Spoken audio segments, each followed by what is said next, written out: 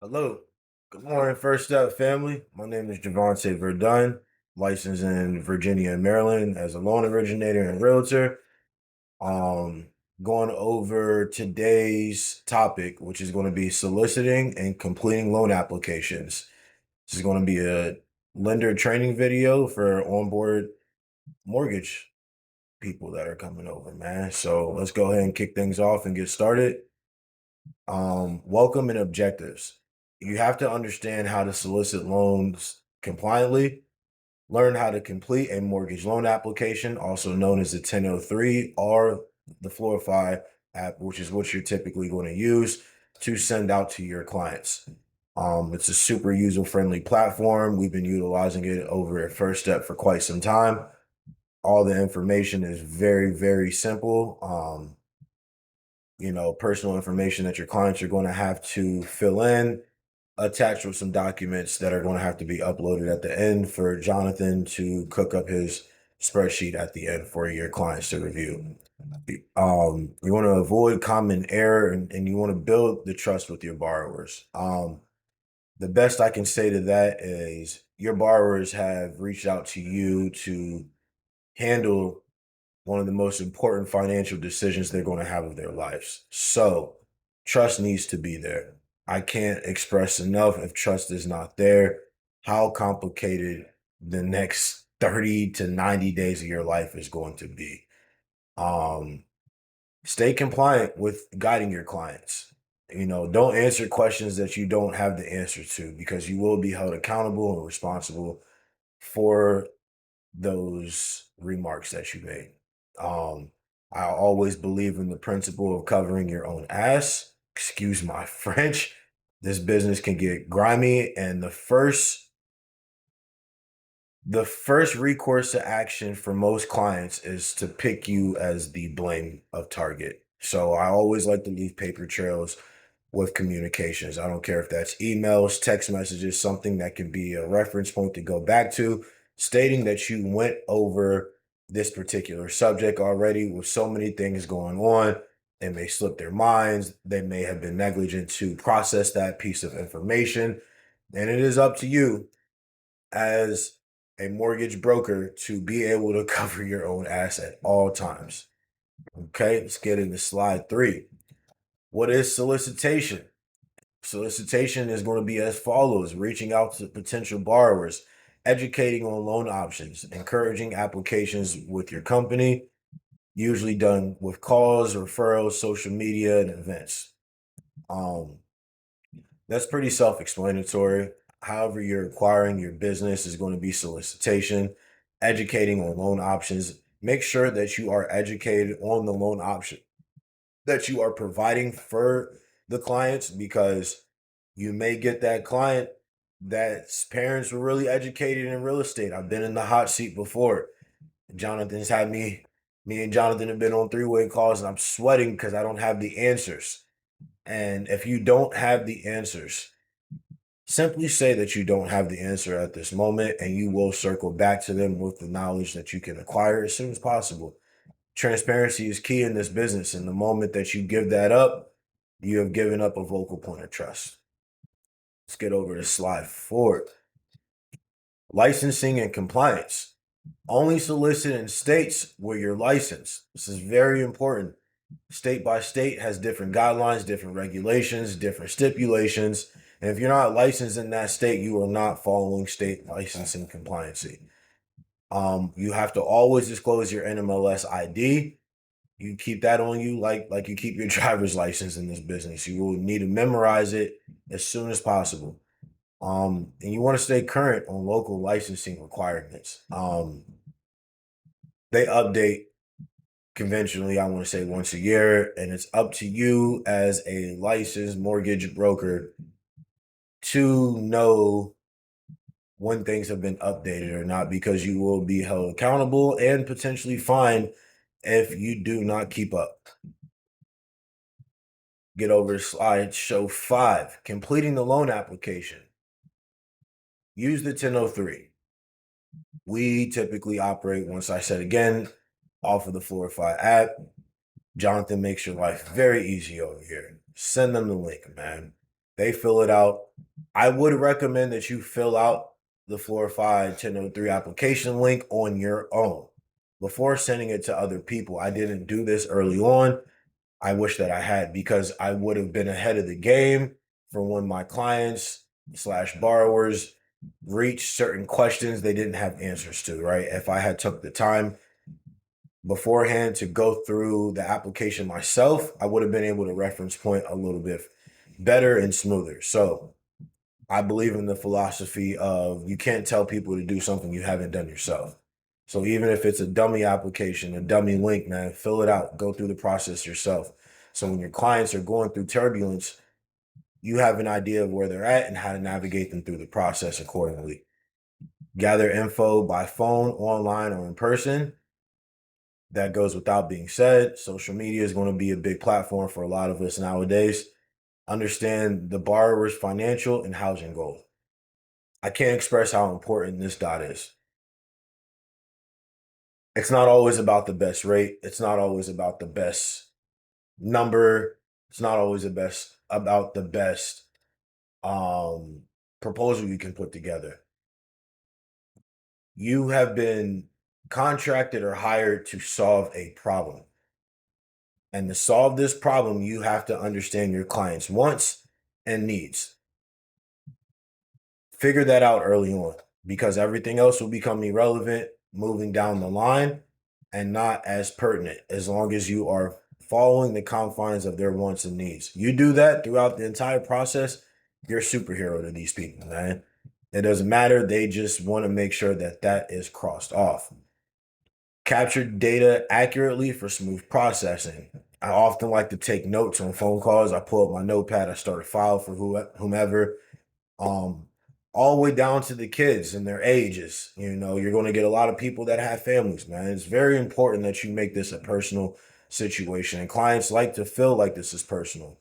Otherwise, they'd be hiring Redfin. They'd be hiring, other AI computed systems. There's a reason why lenders and realtors are still in the business today, because of that personal experience you are able to deliver to the client. It makes it feel intimate. And that is what people are looking for: intimacy and transparency. Deliver on those, and I assure you, you will have much more of a smoother process. The key sections of the 1003: the borrower and co borrower info. I often get asked, does my significant other or my brother or my whatever have to fill out another application? No, they fill out the same application. Amongst filling out that application, there will be a subsection labeled as co-borrower. That is where that person's information goes to. There can only be two people on the application, to my knowledge. From that point, the other two people will have to fill out a separate application. Jonathan will tie the strings together, because you can have as many people on a loan as deemed necessary, but two people on the application. Um, Employment and income. Hey, you don't got a job, you don't got a work history. I don't know where you're going to get a loan from, but it won't be with us today. There are extremely circumstances. Obviously, COVID played a big role into that, but that would be more so history, as that has kind of played out present day where we're at. Thank God we all recovered. Assets and liabilities. I tell people, hey, if you don't show it to us, we can't account for it. If you got money hidden in Roth IRA accounts, if you got money hidden in trust accounts, stocks, whatever the case may be, disclose that information. We're then able to leverage those assets and liabilities to produce the best possible pre-approval for you. If you don't tell us about it, we can't use it. It actually hinders you and could potentially lower your client's approval odds, lower their interest that we're able to provide, et cetera, et cetera. Declarations and government monitoring, loan purpose and property info.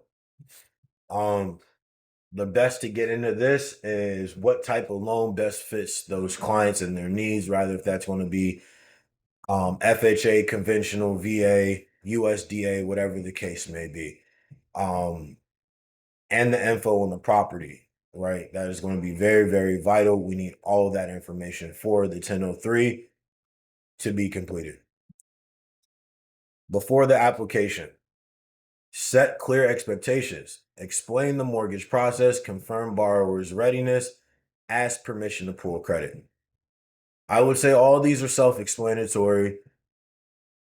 The biggest one I get asked about is going to be the last one, which is asking permission to pull a credit. You're filling out a loan application, and to me, it goes without being said, it's a soft pull. I let my borrowers know it's going to be about a 3 to 5 point pull. Um, Even if you're a year away from purchasing, it's best that we know this information now so we know exactly what's under your hood. We can't plan for you to do something if we don't know what's under the hood. I don't care if you're buying a house in 30 days or 365 days. We need to get ready to pull this credit. We need your work history. We need everything to start tying the strings of this process together now. I set that expectation very early on. Next slide we're going to have is the accuracy and compliance.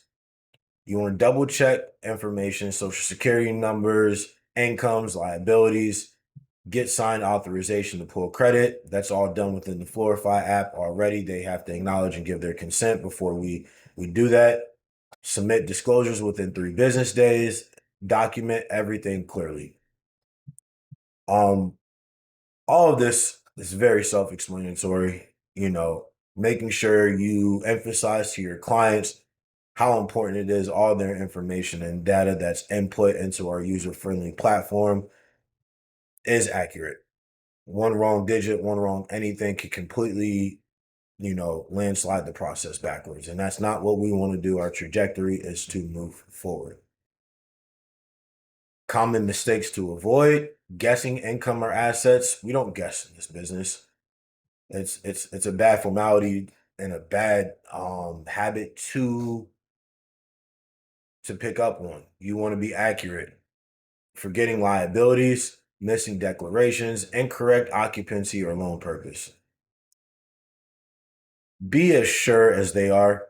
And like I said, cover your own ass, man. I can't express that enough. You will be the first point of blame at any given point for anything going left.